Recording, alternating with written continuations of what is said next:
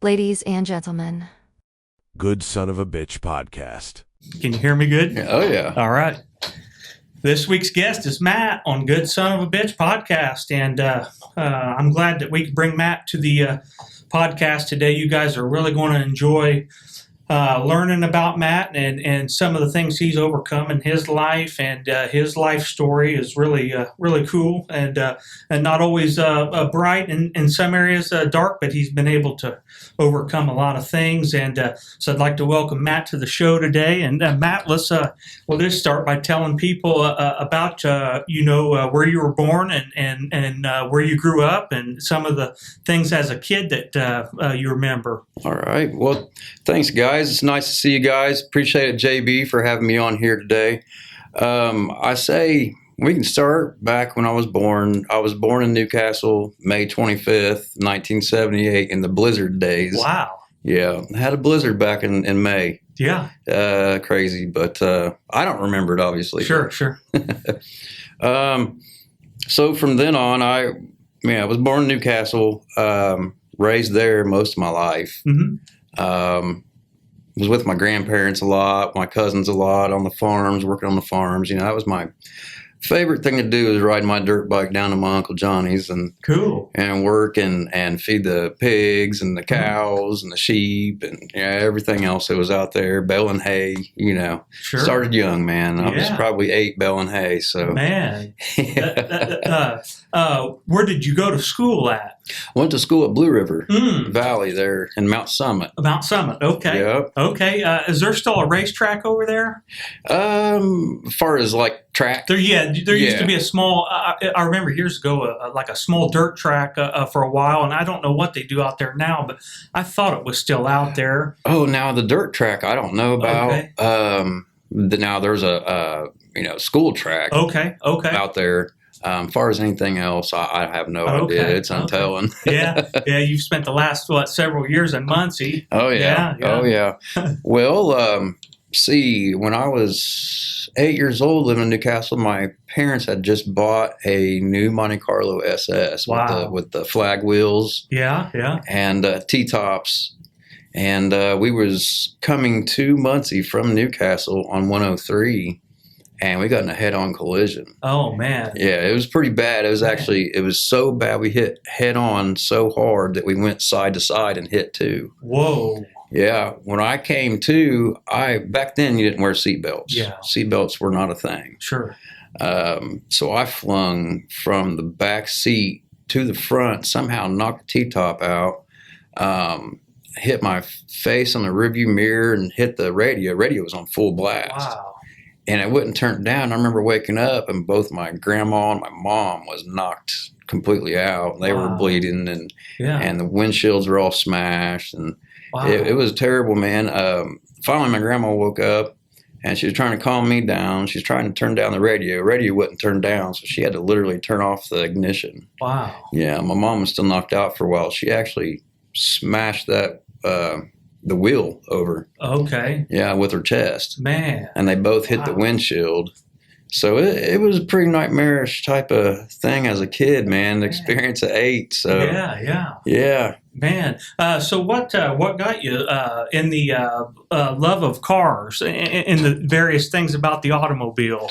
Well, my Uncle Johnny done a lot of mechanic work back in the day. He was a biker and always had cool cars, show cars and stuff. And matter of fact, I ended up with one of them. It was an 84 Grand Prix. Wow. Had the white vinyl top. And so that's what got me started into cars. Before I got that car, I used to decorate my dad's F-150. Yeah. I put Christmas lights in it, stereo. Sure. I hooked all that stuff up myself. And that's where it all began. When I really got into the body shop side of it, when I was 15, I rode with a neighbor. He worked for a used car dealership. Okay. And that's where I was trained on how to do body work and paint. Wow, so, man, that was my first time. That's awesome. So right off the bat, wow, I did not know that about you with the car accident. Unbelievable. That's a lot in itself early on to overcome. But let's talk about your teen years and body work and stuff like that, mechanical work. But what comes to mind as far as some of your teen years? So my teen years, back when I said 15, got into the body work, started doing that for a while. That was pretty much my normal job. Okay. I'd ride with him and also do plumbing with him too, because he would do plumbing for a company as well on the side to make side money. Yeah. I got paid. I did not like doing it. I wasn't a plumber, man. I wasn't into it. Yeah. It was a pretty dirty job. Yeah. So I kind of stuck with the cars, worked at IGA back in the day. Burger King, I think, was my first fast food job. And then Taco Bell, I was with them two places. It was pretty fun back in the day. When I worked at Taco Bell, my manager took us all. We had this big Christmas meeting thing, and he was sneaking me beers and liquor. And no, I had to drive us all home in that '84. Oh, wow. Yeah, and it had deep dish Dayton's on it. I'll be darned. So, yeah, golden chrome. Man, I'll never forget that car. Man, I know you had some kids early on, too. Let's talk about that and how many kids you got and what all kinds of stuff they're into nowadays. Well, I have 4 kids and 4 grandkids. Wow. So, yeah, working up that age, man. I'll be 48 this month. So man. Still young to have grandkids. Yeah. Yeah. Hey, there's a lot of people out there that has grandkids that are younger than me. I know it. I know that. That's pretty common nowadays. It is. Yeah. A girl I used to date, she's had grandkids for quite a few years now, I believe. So she started pretty early. Yeah. I had my first one when I was 19. It was my daughter, Michaela. And I'll never forget when I first seen her. I wasn't allowed in the room because her mom and I didn't get along. Okay. We had some issues where she was, going behind the back, and so I ended up leaving her. Didn't know she was pregnant. She didn't know she was pregnant at the time. So it was a big controversy on, is she mine or is she somebody else's? So we went through the whole spiel of doing the DNA test, and she was 99.9% mine. So I remember that the smile on my face, I could still feel it, knowing that she was mine. So yeah, it's amazing to me. 50s, 60s, even on into the 70s, how common it was for 16, 17-year-old girls to start a family with, a man that was, 23, 4 years old. My dad was the second born, but his mother was 17 when he was born and 16 when his brother was born. Yeah. They're exactly 1 year apart. But, today it's kind of frowned on. But I think back, at one point in time, that was commonplace in an American family. Just getting started young, and now with the way the economy is, I understand how hard it is for young people to get started at that age. It's a lot different nowadays, and you got so many more distractions nowadays with electronics and all those distractions, man. All of that. It completely, I think, is about wiped. They've even said that there's a low. Hasn't been a lot of babies born in those numbers, 19s and 20s. Yeah. And it's very low. Well, honestly, post-COVID, since they rolled out those vaccinations, I hate to just say this, but that's done a lot of population control. It's really destroyed the reproductive systems of a lot of men and women. And, the birth rate in America and everywhere else is way low. Unfortunately, to keep up with society at a normal rate, the average family should have 2 kids per household, and they're not even meeting that number anymore. And it's sad. It's very sad. You've got the Muslims and the Islamic folks; they're averaging 7 people per household. So they're continuing on, as constructed, but yeah, they're reproducing, man. But over here, man, the normal Christian and Catholic life, I've not noticed a whole lot of babies being born. I know it. And I'm lucky that I was not enticed to get the jab, because I'm not in for that. Yeah, me neither. You know, they can keep that, and apparently it's been messing up a lot of people. There's been a lot of deaths from it. A lot of heart problems. And a lot of all kinds of issues, which brings me to another point, is the reason why I'm ill now. I have a syndrome I've been diagnosed with. Okay, let's talk about it, Well, so when back in 21, I got COVID. Okay. And I got over it pretty quick. I think I got over it within like 8 days or something like that. But ever since then, I've been having these health issues where I get real tired real easy. Okay. Like really tired. Well, before I went to Spain, I noticed that I was having some issues with exertion. So any kind of like hard work, or I'm like constantly working like I used to. I used to be, on it. Right. I got real sick. Like I was going to puke, crap myself, piss myself, and start pouring sweat, turn white, and pass out. Wow.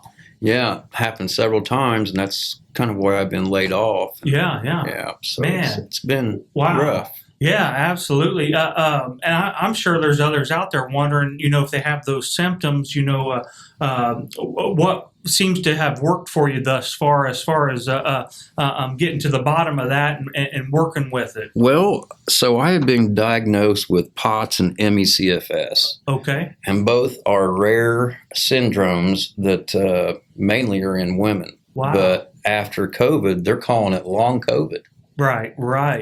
Okay. You know what I'm saying? I've heard that term thrown around. Yeah. And what's weird about it is in the doctor's office, they don't tell you that. Okay. But I've been researching all kinds of craziness on Instagram. I'll be watching these videos. I belong to a couple groups that are about ME/CFS and POTS. Okay.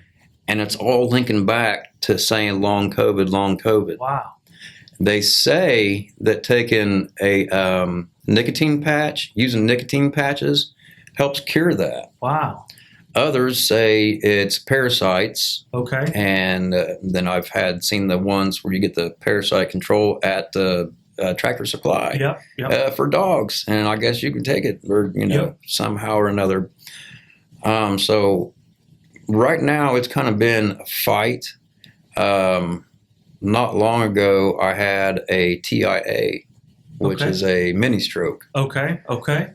So, man, it's been really hard for me to work. Well, I lied about it to this last company I was working for. I didn't want to tell them my health issues because I really needed a job. I understand, yeah.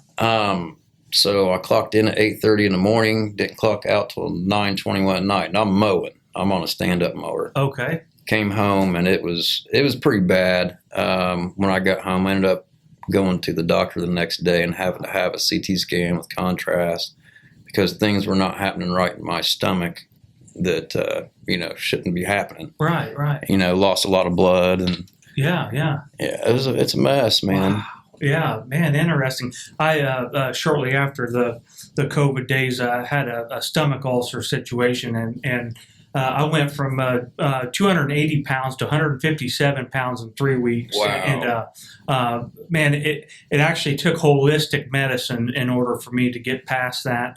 It was a scary thing because people thought I had either cancer or some kind of HIV or something that would cause that, not knowing what I was dealing with. And it was similar to that. It felt like someone had a blowtorch in my stomach at all times. Even just drinking water was so uncomfortable. And I'm having issues the same way. If I drink water, it hurts my stomach. Sure. I take some kind of purple pill for it. Okay. The doctor give me.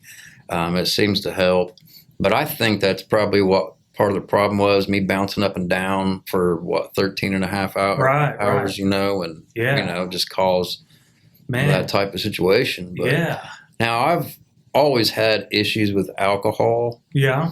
But not to the point where, I'm drinking early in the morning and, I'm not able to control myself. Now I have been there when my wife left me back in 2015. She decided to go behind my back on Christmas Day. Yeah. So it took a hold of me mentally. Yeah. She moved out that night.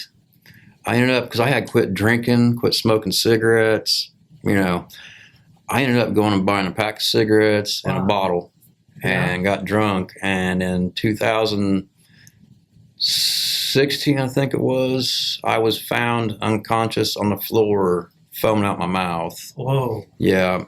My son, his mother found me, and I guess the EMTs couldn't get me awake. Like, I was completely done. Wow. And the doctors in the ER told my wife that I might not make it because my body's shutting down. Okay. And he was pretty worried about it, and ended up making it out. So didn't know what happened, but if you go back, some of our listeners are, they're faced with current situations like that. If you had to go back and really reproach that scenario, what would you say through your experience you would have done differently, and how you would have processed that, knowing what you know now, many years later? Man, to be honest with you, I wish I wouldn't have picked up the bottle again. I wish I would have just went somewhere and got help. Sure. Psychiatrist. I see one now, and he's the coolest dude I've ever met. He's our age. He's a hippie guy. Okay. Really super cool to talk to. He knows quite a bit. He's got certifications, and but back then, it was really tough trying to find a good psychiatrist, because I have severe PTSD, and CPTSD. Yeah.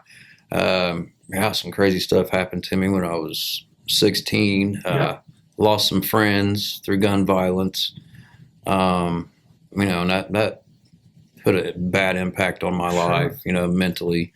I've always lived with some guilt from that situation. But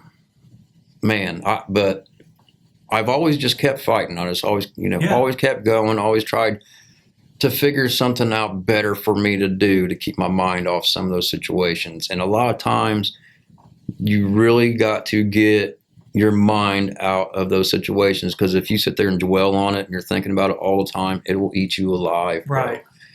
It'll give you mental illness that you won't want. Sure. And I know that the alcohol tends to trick the mind into thinking that it's helping. And I think today it's not drugs that are the hardest thing for people to kick. It's the alcohol. It is. I talked to so many people. I even work with a lady here that battled it when she was in her 30s. She's in her 50s now.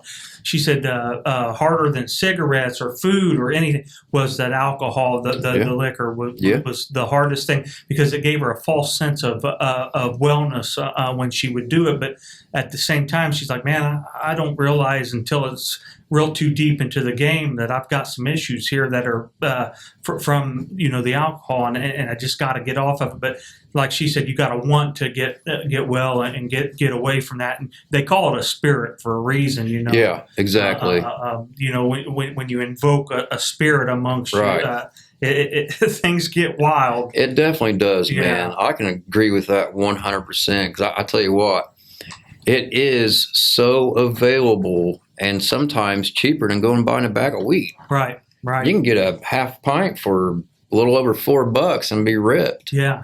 You know what I mean? Yeah.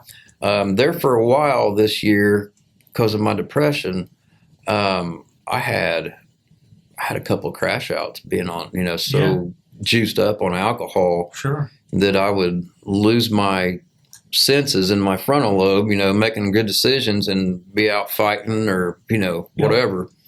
Even had a crash out on Facebook not long ago, and I thought, man, I'm not picking up a bottle again. Yeah.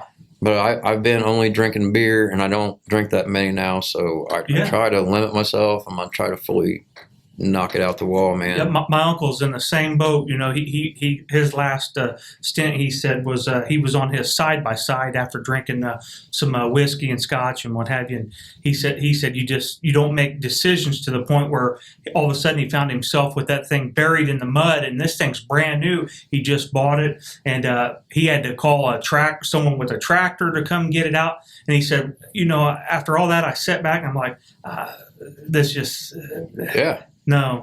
Yeah. There's got to be something better. Dude. And that's where he's at now. You have a couple beers, here and there, but he said, I just had to get, off of the hard liquor because it just took my reasoning and destroyed it. And man, it's terrible. Yeah. It's and I evil. feel for you. And I'm glad I can say, at 40 years of age, that was one avenue I never really traveled down.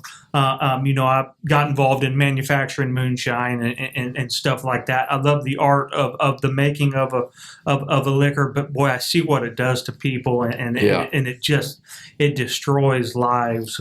It does, because like I said, it's legal. You can go to the liquor store and buy it. They can't, a lot of addicts, they can't just easily go and buy their addictions without going to a dealer and being in some kind of, they could get in trouble or, it's illegal. Yeah. But alcohol is legal. Yep. Now, that's why I'm a big proponent of cannabis being legalized here in Indiana. Unfortunately, I think we're going to be, the only state, if any, that says no to it because the big pharmaceutical companies, they have a monopoly. But I see that these companies now are coming out with THC drinks. And we were talking about that earlier today. The lady that I work with, she said a lot of people are able to get off of the liquor by using those because they not only do they not harm you, that you still have your good proponents of cannabis in them, but they give you that same kind of reaction without the loss of reasoning and mental fog and all of that. Yeah, so absolutely. I went on and started reading about them, and slowly they're available here in Indiana, but you can only go like Total Wine and More and get them, and some gas stations now are carrying them, but I'm hearing good things about those, and I'm a big proponent of cannabis. I've seen what it can do for a lot of people with all kinds of ailments and issues and mental problems, and cannabis, it really is a natural good thing. And I know you just like with any podcast, you're going to have the older generation out there that was conditioned to believe that it's the devil's lettuce, or that it's this or that through reefer madness or whatever propaganda they were fed early on. But it's really not. It's the future. I think it is. It really is, man. We got all the states around us that are legal THC or cannabis states, and Indiana just needs to get on board with it. I wish they would, man. I really do too. You know how it is, them politics, and it's unbelievable. Whoever's got to pass this and that, and man, it's so easy for all the surrounding states to be able to do it and be okay with it, and they're doing great. Yeah. They're probably dropped down in alcohol wrecks because you're not going to wreck a vehicle on weed. Right. I mean, there's so many times that, I've wrecked or done something stupid while I was drinking and driving. You know what I mean? Yeah. Why?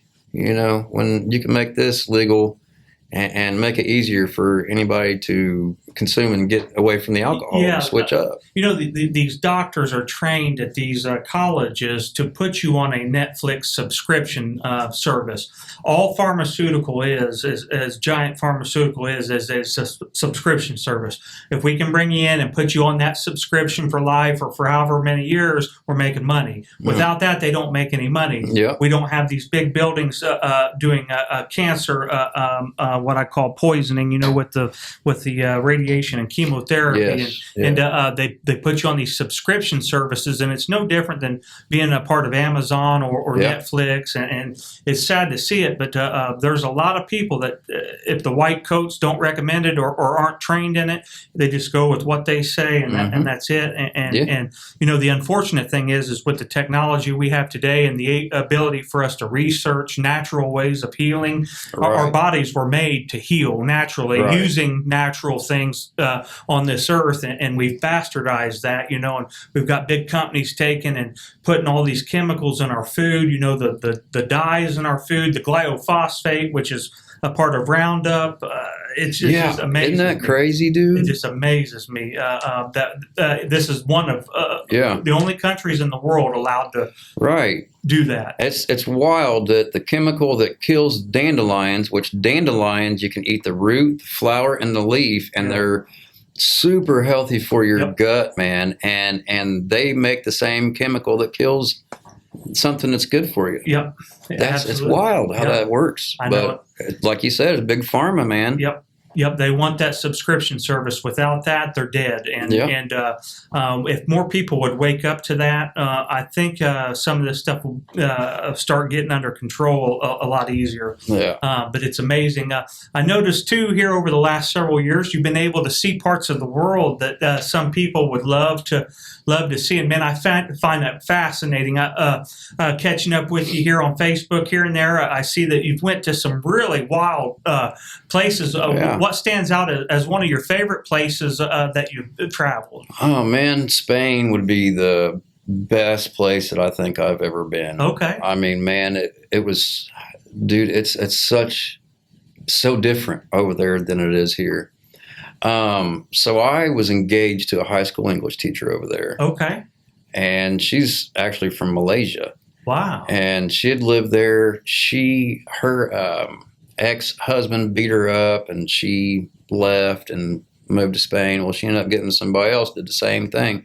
Beat her up, beat her kids up, and they were on police protective order for a while. Wow. And anyways, we was together for 3 years just FaceTiming each other. Okay. 3 years, didn't fool with any other females. She was, dude, when I'm on a woman, dude, that's it. That's where my focus is at, is that woman. Yeah, yeah. And so finally, once I got the cash up to get over there, I went and got my passport, and which I'll tell you a little quick story about. Sure. When I was younger. So when I went to go get my passport in 23, I went to Newcastle to the city building to get records. I told them my social security number, my name. Mm-hmm. They couldn't find me. Wow.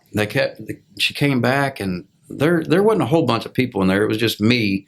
But then there was the lady that was helping me, and then a lady that was at one desk, another lady that was at another desk. Okay. And she asked me, she goes, "Are you sure that was your last name?" I said, "Yeah, that's my last name. That's what I've always had. That's what's been on my other birth certificate that I lost." Right. You know, and she went and talked to one of the ladies, and they just kind of looked at each other, and then she went to the other lady, and they kind of looked at each other, and she came back. She goes, "Are you sure you weren't born underneath another name?" And she brought this big old huge book out, dude. And she showed me my name, and it was actually, my last name was Brown. No kidding. And that is my grandparents' maiden name. That's my grandparents. My grandpa's last name was Brown. So what I went through with my daughter, I believe my dad went through it too. Okay. Back then. And so I never knew that until 2023. Wow. When I went to get my passport. Anyway, fast forward, going to Spain, I landed in Malaga. And she lived in Jaén, which is I think it was 3.5 hours, something like that. Okay. Bus ride from Malaga airport to her apartment, which we shared. $500 a month, man. All granite, beautiful, clean. Wow. Just nice. Low bills. You get a propane tank, an actual tank about this big, for your stove. Wow. Yeah, they don't have dryers over there. You hang your clothes right outside, and you know. The way it was for many, many years. Yeah, and it's still the same. The place that we lived in is built in, I want to say it's 17 something. Wow. 1700s. Wow, interesting. Yeah. Beautiful place, man. I mean, I've got crazy pictures of all that place.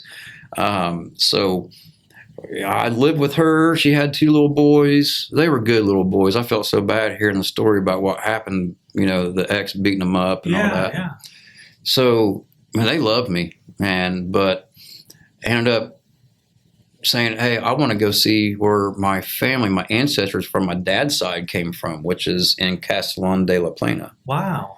So we took a bus, and I can't remember how long the bus ride was. It was like 12, 13 hours, all the way up the coast, stopping at different cities, and even switching to different buses, trains, all the way up to Castellon. And then when we got there, we didn't think to try to find a hotel. Okay. Before we got there. So when we got there, all the hotels were booked because there's a soccer game they call football. But right.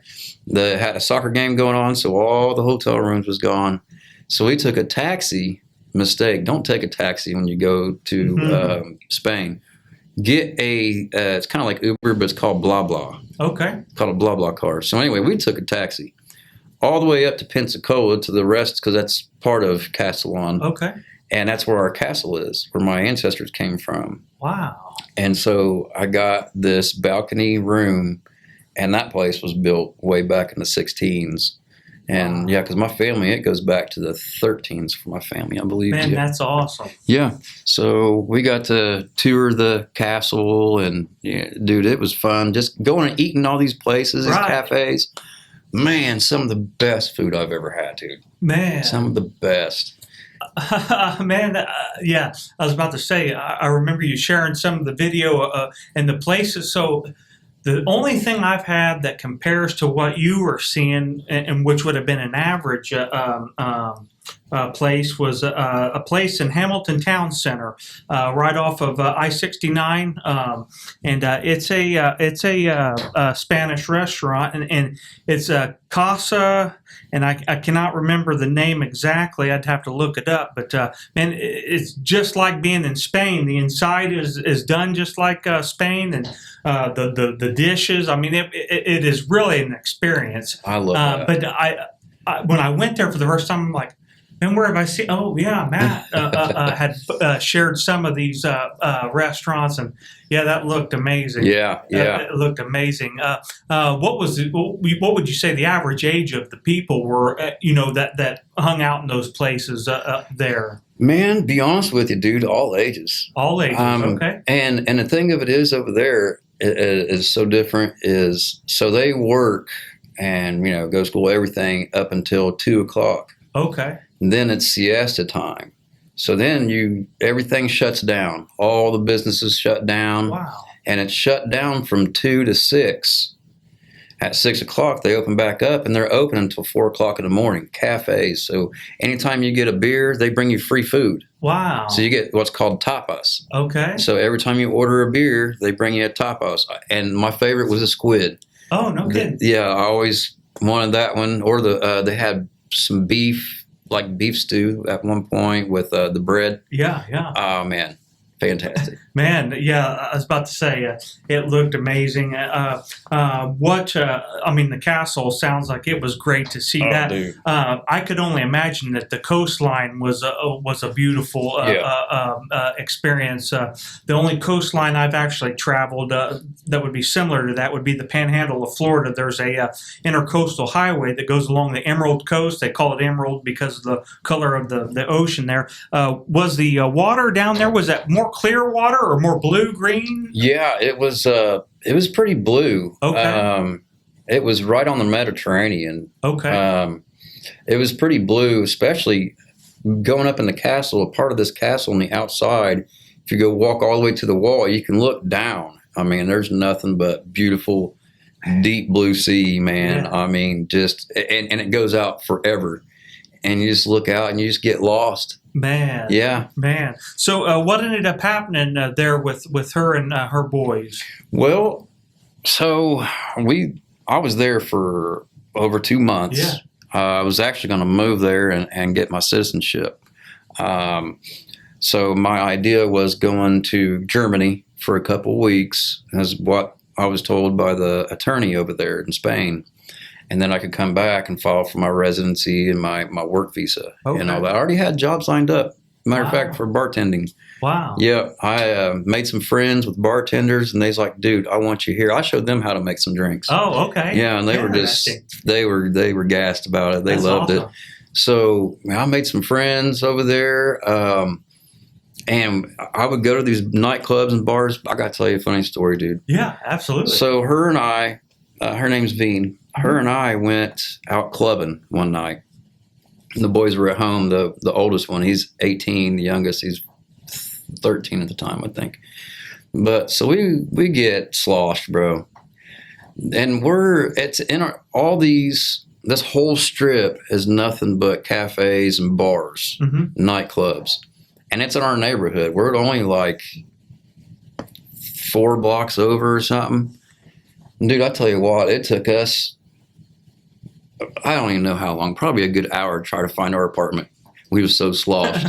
We kept passing up our road, had to have, and somehow we just, oh yeah, there it is. Yeah. It's the silly stuff that you get into and you get, super sloshed. But see, over there, you don't have to worry about driving. Right. Like everything you do over there is walking distance. I mean, everything is right there. Yeah. The grocery store is right there. And by the way, is the best grocery store. I believe it. Yeah, Macrodona is what it's called. It's just pretty nice. A lot more natural food. It's not chemicalized. It's not sprayed. Yeah. It's not sprayed. Yeah, you will see the ones that are really ripe, and you know what I mean? You can tell the freshness. Yeah. Probably more exotic fruits available there too that you just can't get here. Yeah.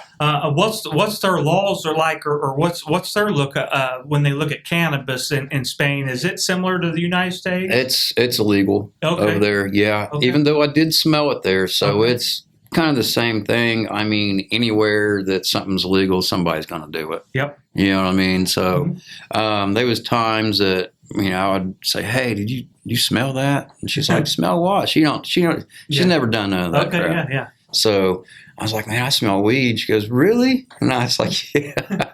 Somebody's smoking around here walking. So Sure. There was a lot of homeless people there. Okay. That's pretty much in those countries over there. You'll see that. Yeah. Some of them are even foreign to that country. A lot. Yeah. You'll get a lot of Somalians over there, and they're the ones that has all these like tarps set out with all these shirts that are real cheap shirts, knock off things, and they're all the time getting in trouble, and it was a mess, man. Nobody fights over there really, dude. I only seen 2 fights the whole time I was there at these clubs. Everybody laughed with each other. Good. Everybody bought each other drinks or just had a good time. Like I said, I met so many people. Yeah, man, that's something you'll always remember. And when you meet people from around the world, you find out that things are not always bad everywhere else. I'm sure there is, just like there is here. But man, that is awesome. So you go through that, and what brought you back here to Muncie, Indiana? Well, I kind of started noticing her acting a little off. Okay. She was frustrated with things that was out of my control. And she had a whole handful of euros and threw them at my face, and her son was sitting next to me. He got hit as well, and then she just started screaming. I was like, no.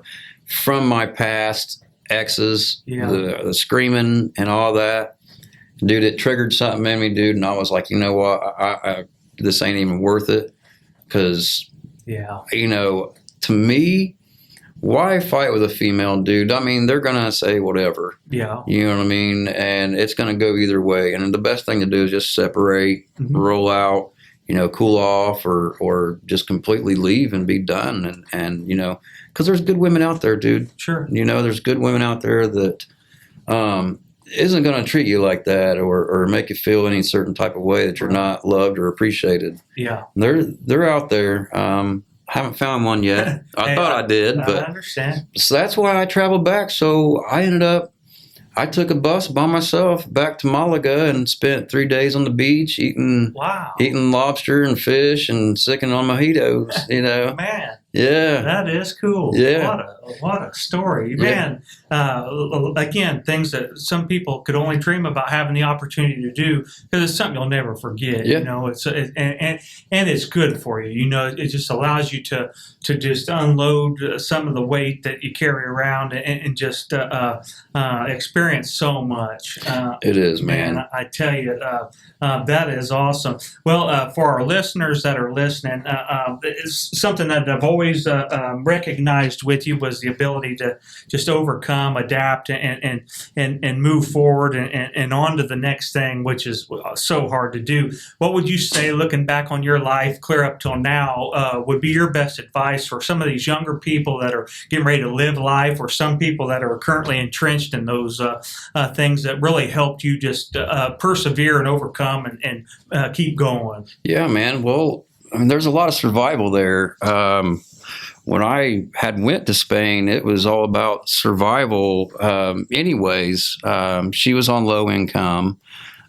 So basically, no matter how bad it gets, you got to live. I mean, you got to be the best, most important thing is to love yourself, be happy, and just do your best, man. I mean, if you don't like a job, go find one that you do like, man. I mean, if you're struggling so bad mentally that job is driving you absolutely insane, it is completely okay to leave that job and go find something that is worth your time and mentality. Sure. You know what I mean? And you can even open bigger doors. I mean, you've done that yourself with owning a couple different businesses. Let's talk about that a little bit and some of the things you learned as a young business owner, because you were still fairly young with the landscaping and the auto body shop. What were some of the things that you learned the most when dealing with the general public, which is not easy at all, especially when you're the business owner counting on that income? What would you say some of the things that you learned that were valuable lessons during that time? I would definitely say some things I learned, man, was how much customers appreciated good customer service. I mean, you got to sell yourself before you can sell a job. I mean, you have to know what the hell you're doing. I mean, then, don't go saying that you know how to do something and then not know how to do it. Yeah. Don't do that. So I never did that. I was always confident in what I could do because, I've done it for 20 plus years. I say if you're wanting to start something like a shop like that, it is really just getting to know people, getting the word of mouth or mouth of word, however crisscross you want to put that, to get people's attention. Show them your work, show them what you're capable of, and then they get to talking and get prices going, and then they can see your first piece. And that's kind of how that started. Sure. I had several first pieces, and I'd keep posting things on Facebook, Instagram, pictures, and things that I've done, and posted on Marketplace, and I posted on some of the other ones, and just kept getting these calls, and I just kept getting them in, and just kept doing them, getting them done, and had satisfactions, no problems. It was perfect, man. I just overcame it, and I moved. I was in one shop and moved to a bigger shop, and but you gotta watch renting to a family-owned lady or like a personal landlord when it comes to business shops or anything like that. Because in my situation, she just one sudden I showed up one day in the morning to open my shop up and get going. She had changed the locks on me. I said, "Well, what's going on?" Right. She said, "Well, it's almost time for your rent, and I want it paid before I open these doors back up." I said, "You can't do that." Right. So that's when I ended up calling the cops, and it ended up being the sheriff's department. They said there was nothing they could do about it. Wow. So, but she owns the trucking company. All those buildings right there, she owned all that. Wow. Yeah, she owned all that property, the trucking company, all these other buildings that other people were in, and she had done the same thing to somebody else too. Wow. Yeah, because she was trying to sell me his crotch rocket, his old 80s rocket. Yeah. I'll meet her. Yeah. Yeah. So, it's important to, have the insurance and some of the things that you really need just in case something happens. But in this case, that's going to be pretty common, especially nowadays. They're even doing it with people that are renting homes. Price increases for whatever reason, and doing the same things. It's everybody that owns these buildings. The guy that I'm going to have on next week, he had a similar situation at a shop he owned in Tulsa, Oklahoma, for a long time, and it got to the point where he's like, well, not only is it not due now, but the price you're wanting is just not. That's not logical, right? So we're going to have to figure something out here. And similar to you, he lost a lot in that whole deal. And to make things worse, the guy he's trusting to run the front of the business was embezzling money and stuff. Oh man! So one of his things that he'll talk about next week is just he trusted this guy, known him for 20 plus years, and kept wondering, man. he would look at his books, man, this money's going somewhere. And come to find out, that guy was just skimming. And so when his landlord did that, he finally, number one, it's not legal to do that, and two, I've been here 10 years, never had a late rent payment, but the guy got a wild hair and he wanted more, almost double, and wanted it now, and he just said, nah. That's not happening. I had a similar situation happen to me. I ended up having a resale store. I was partnered up with who I thought was my best friend at the time. His name is Chris.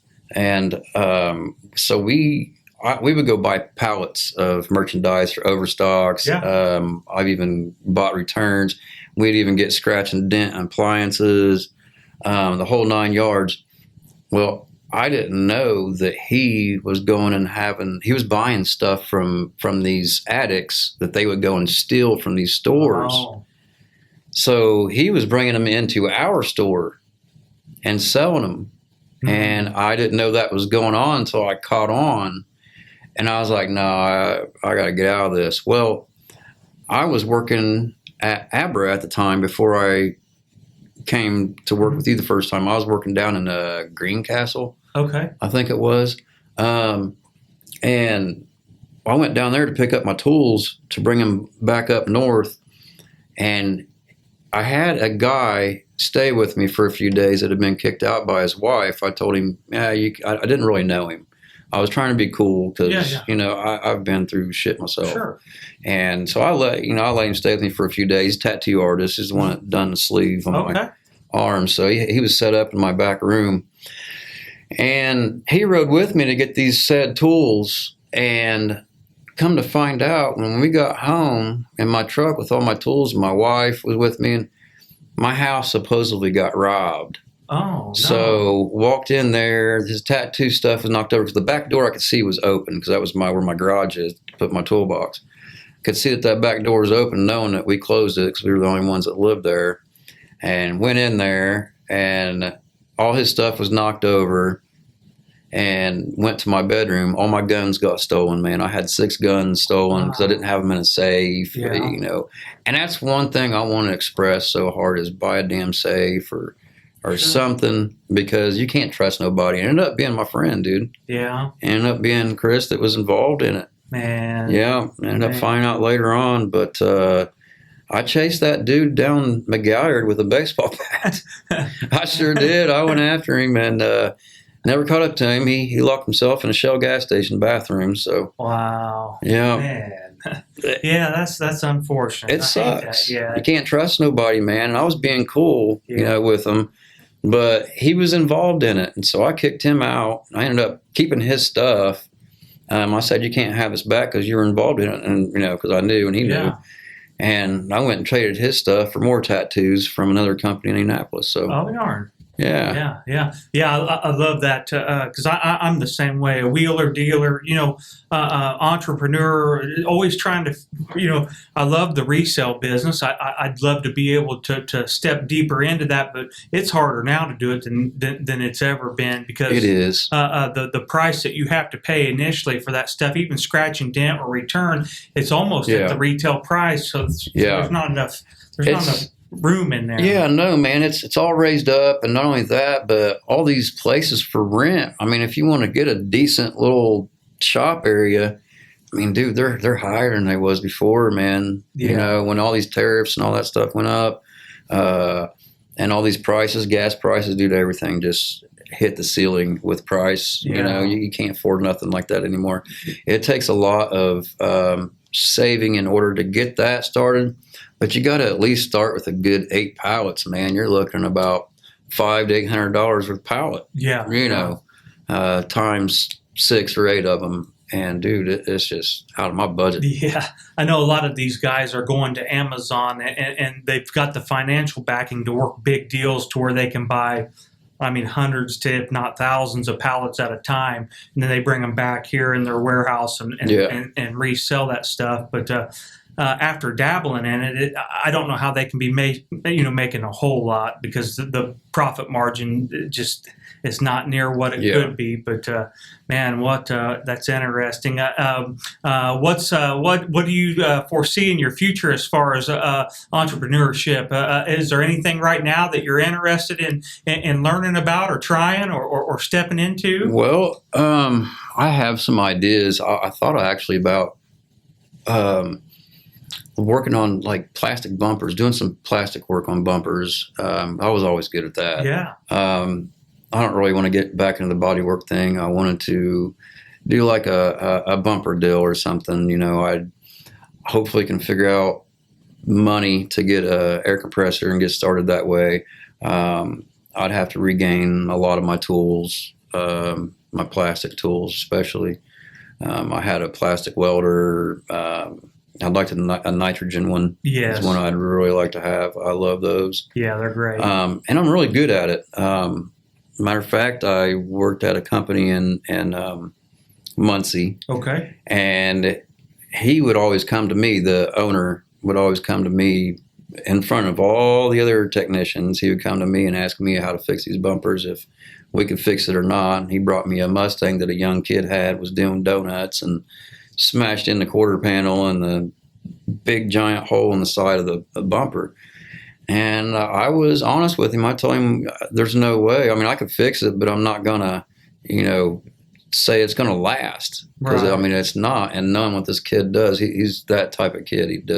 He's well known over there for doing that. Oh, okay. Messing up his cars. Yeah. So, yeah, it was a no-go for me, but there's been a lot. I did one that was still intact. It still had the plastic there, but it was a big busted right in the front. It was a Camaro. Made it look brand new. So, yeah. Plastic is with the tools available now is easier now to do stuff with than it ever has been. But and I thought about doing that. Because my illness, I can't really do too much exertion. So. Yeah, but that you can sell them, especially if you've got them primered and they can be sold. Yeah. People will buy those reconditioned bumpers like crazy. That's what I thought about doing. Yeah, so. Man. Now. I remembered you had one son that's in the United States Armed Forces. How's that going for him? How's he doing? He just finished up AIT, man. That's my oldest son, Tristan. Okay. He just finished up IT, and he is going to classes now. And he's taking his engineering, so he does. Awesome. He's an engineer in the U.S. military, in the Army. Yeah. And so he's doing these classes he's got to go to. I'm not sure how many of those he's got to do. And then he's got to go do the once a month thing, and and see where he goes from there. He's got some good certifications for heavy equipment. And wow, great trade to be in. Yeah, it really is. Especially if you can stay uninjured and safe for a good part of your younger years, it can be a very good trade, man. That's good to know. That's really good to know. But I guess we'll go ahead and enter the backside of this here podcast with everyone. But our audience is vast. We have all ages and all kinds of ethnicities that listen. To kind of sum up things and to give people a word of encouragement, what would you say for yourself, being a platform that you can now have told some of your story? What would you tell people that are just in a bad spot in their life right now? Man, I tell you what, if you're in a bad spot, the best advice that I have is don't let it eat you alive. You got to keep fighting no matter what it takes, dude. No matter how bad you feel, whatever it is, man, you got to find whatever strength you can find within yourself deep down inside and fight. Fight for yourself, dude. I mean, it's like, okay, if I'm in love with somebody and I really love her, I want to fight for her. You know what I mean? I want to fight for my life. You know what I mean? Yeah. I've got awesome kids. I got 4 grandkids. And I have depression problems, man. I've tried to take my own life before. Hung myself once, and cops came in and before they could grab me, the fan had busted and fell, and I was unconscious for just a few minutes. And thought the best way to to let go of pain was to end it, and it's not, man. Because in a sense, you're putting so much more pain in your families and people that love you's lives. They have to live with that alive for the rest of their life. Yeah, the bullet never stops traveling. Dude, no, it don't. It don't matter how bad you hurt, man. If you take your life, I'm guaranteeing you, sometimes you think that there's not people out there that love you, and it's very hard to change your mind of that. But there is, even though they don't say it and they might not show it as well. I guarantee you're going to hurt somebody a lot worse, if you take your life, man. You just got to fight, dude. Do whatever it takes. Try something new. The best thing I say, get in nature, go camping. If you feel some type of way, dude, get out there in nature. Get out by a lake. Listen to that water. Go to a creek. Stand in that creek, man. Get your feet wet. Yeah, ground yourself. What I mean? Yeah, absolutely. Get in there and play with little minnows or crawdads. You know what I mean? That's what I did growing up. Yeah, that's my thing, and that's my piece. And that that brings up a thought here. That the young gal that when we worked together so long ago, that was at the front desk with us. She's no longer with us, but she lost her battle by not really having the mentorship or being able to hear someone that's been at that crossroads like yourself. I think if more people can hear that story be expressed freely like you've just expressed, I think she still might have had a chance. But she ended up here just a couple years ago, had a yard sale. And after the yard sale, she offered for me to come by and everyone that worked here at that time, hey, stop by. And come to find out after all that, she ended up going out in the front yard and taking her life. And I hate that because we worked with her a long time. She was here at this location 6 years. And at the time when you worked with us, she was just a young gal. And I think just turned 20 years old. And she was, at the time of her suicide, she was just a couple months away from turning 30. Really? Had so much to live for. Was well known in the animal world, but I know you had worked here and probably do remember her, dark-haired gal, young gal, was good at that job, person close to her granddad and her mother, and I hated that living through that. That's that terrible. Was unfortunate, but man, I tell you, I feel for people that are at that crossroads. I don't understand it because I've not been in that particular place, but there's a lot of people that are and have been and that have made it through it, but some do not. And man, I'm so glad that you're able to share that with the audience and give them a glimmer of hope, because there is hope. There is. There's God too. There is. And I tell you what, God has saved me. And even saying, man, just get to a psychiatrist, get to a counselor. Man, they do help. If you don't like the one you're going to, go find another one. You can ask for another one. You can always advocate your health in any sense or another. That brings up an interesting thought that I feel like I'm led to ask. But during these dark times in your life, what sticks with you as a divine intervention spiritually, something that really woke you up to, hey, there's something that I can't see, feel, touch that's there, that's saying, no, you got a lot of life left to live. Yeah, man, I tell you what, you got one side is telling you, you're worthless. You don't mean much to nobody. There's nobody that loves you. You're trash or worthless. You're nothing but a drunk. You're never going to amount to nothing. Then you got this other side, and I mean, deep. If you really just sit and chill when you're having those thoughts, you really listen, man. You'll hear the good side, because that bad side wants to scream louder, but that good side is precious, soft, and caring, and has a lot of love, and it's telling you, listen, stick around one day and just keep trying. Just go to sleep. Try again tomorrow. Get back up. I'll help lift you up. That's the good side. And there is ways to get help, dude. I mean, even go to a hospital that you can get put into a center for, I think, 30 days nowadays or something. Okay. And, and get the help that you need, get the medications that you need, because I understand where they're coming from when they feel like that. I mean, you feel like that nothing's going to get better, dude. That you're just you don't see good coming to you in the future, but there really is, man. I've got to experience a lot of things, man. I got to go to Spain, dude. I mean, when I was going to take my life, that was back in 2014 or somewhere around there. Okay. 2013. I can't remember exactly when, but it was pretty bad, man. And I'm telling you, dude, if they just, and I don't know, not everybody's religious. Some people are, but the ones that are, if you're going through that, man, look up to the big man and just beg for his help and tell him that I'm going to give it all to you right now. And I have done that. I have bawled my eyes out, dude. Been on my knees and told God, man, I'm giving you all this. Mm-hmm. I don't know what else to do.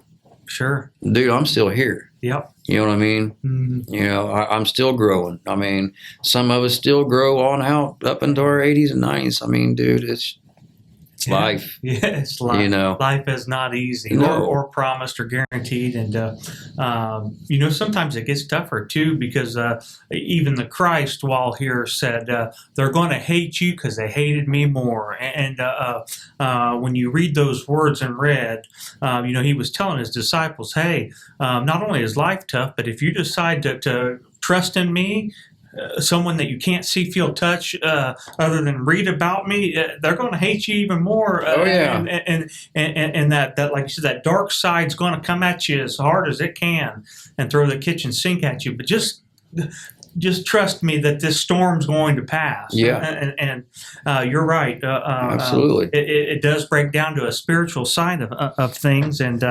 I know there for a while you were living with your dad and spending some time with him. Is he still around with us? Okay. Yeah, he's still kicking, man. He's 82. He's a 82. Vietnam veteran. Yep.